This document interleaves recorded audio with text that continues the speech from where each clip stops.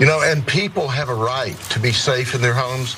They have a right for their property to be safe, even when part of their home may be torn away. And these looters, that's unacceptable, absolutely unacceptable. I would highly suggest that if a looter breaks into your home, comes into your home while you're there to steal stuff, that you take your gun and you shoot him.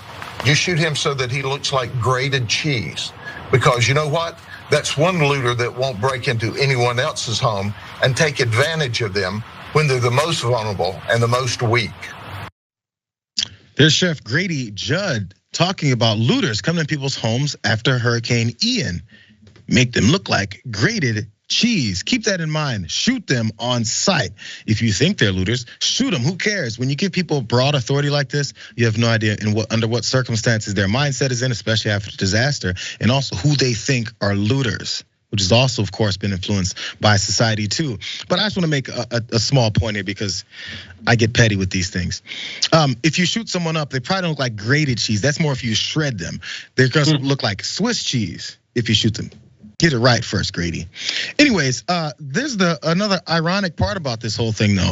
As you see, he's talking about if you see someone approach your door, get to shooting them because it's your door, it's your domain. See if you recognize this guy saying this. Sheriff Grady Judd tells us this was quite the close call for the victim. After the father and son fired 7 shots into her car, she drove to this Circle K and called 911. Now, what I'm about to tell you, you just absolutely cannot believe. Sheriff Judd says it all started with a package delivered to the wrong door on Saturday morning when a neighbor realized that package of medication was for 73-year-old Gino Costa. He dropped it off at the correct address. Sheriff Judd says Costa and his 15-year-old son received alerts from the Ring camera of an unknown person at the door. So what do? They think they're being broken into. Are you kidding me? The dude is being a good neighbor, and he simply goes there and returns the package to the appropriate address. The dude is the same dude that said shoot people on sight when they approach your house because they're looters and they're running through your stuff. Either way it goes, more about this story, because we did just do this a little while ago, in case you guys remember that. The father and son in that situation then came out and started shooting at someone else that they thought was an intruder, looter, whatever the hell it is. Watch more. All right, I've got it. I can call it. Eastbound 62nd, just passing 18th. Cruisers, back off. Parallel it and get in front. He's high rate. Man, he's still blacked out, passing 12th Street. I know we're on Bravo, so if we can get some of these. Oh, and he's gonna lose it right here. He's crashing 62nd, and it's gonna be just shy of 10th Street on the south side of the road. Eagle, no one's got out of the car, should be 3 of them. Let's get FD rolling, pretty bad crash. Looks like a normal maybe police chase that ended badly, but there's layers to this that make it even worse. That crash had 3 teenagers in it, 15, 16 years old, all 3 of them before that car flipped and landed badly.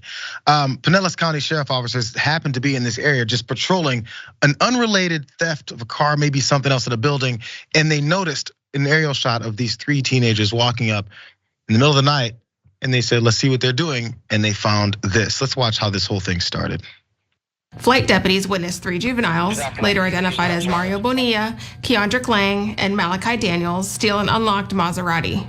Patrol deputies intercepted and attempted to stop the vehicle. However, it accelerated to over 100 miles per hour.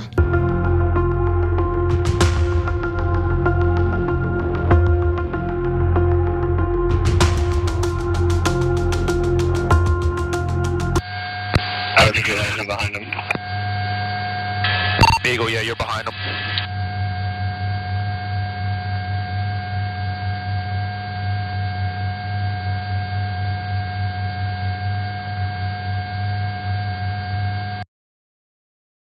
probably surprised to see those cops on them that quickly when they thought no one was there. And also, as they mentioned, like I said, he's blacked out, so the headlights were not on at all. Really quick, let's show the aftermath, because the NBC News reported how that car crashed. And then also, again, as they said, one of those teenagers happened to not make it after that crash. But the aftermath of this, and look at this car, was crazy. Let's watch this.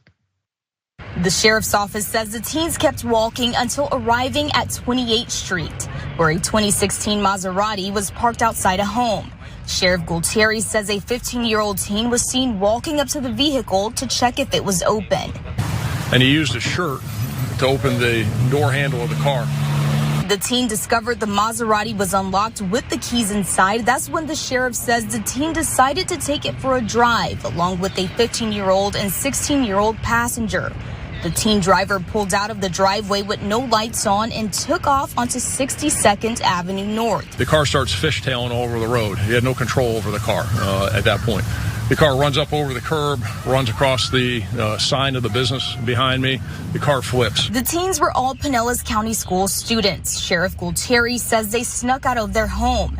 But it wasn't their first time. Nearly a month ago, they got in trouble by the Kennett City Police Department for walking in a residential area at 4 in the morning, wearing all black clothes with their faces covered.